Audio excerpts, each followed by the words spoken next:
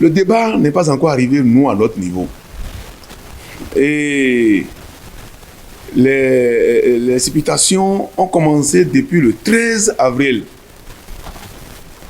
où, à l'occasion de l'ouverture de la première session ordinaire, où le président lui-même, au cours de son installation, a tenu un discours qui a fait allusion à la révision de la Constitution. Ce qui d'ailleurs a renforcé la vigilance des députés de l'opposition.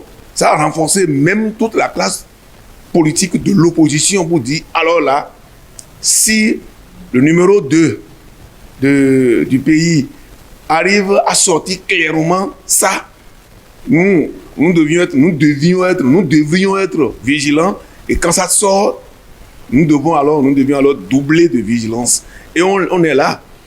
Les supputations qui viennent, on veut réviser, on ne veut pas réviser. Tout ce que je sais, j'appelle mes compatriotes.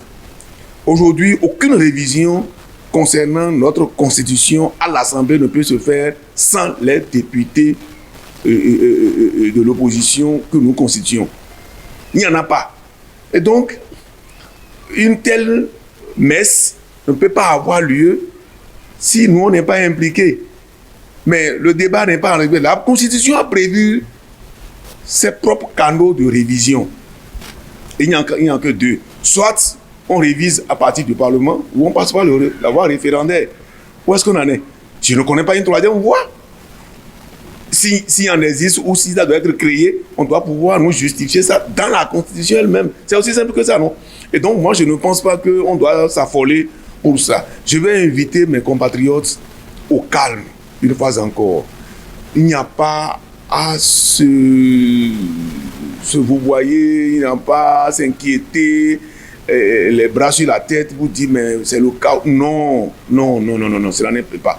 La révision de la Constitution ne se fait pas du jour au lendemain comme ça s'est passé. Nous sommes là maintenant, comme j'ai l'habitude de le dire. Il y a un député qui s'appelle Midofi parmi nous. Alors donc, Midofi, et ça là, ce débat-là n'aura pas lieu sans nous. Alors donc, pourquoi s'inquiéter?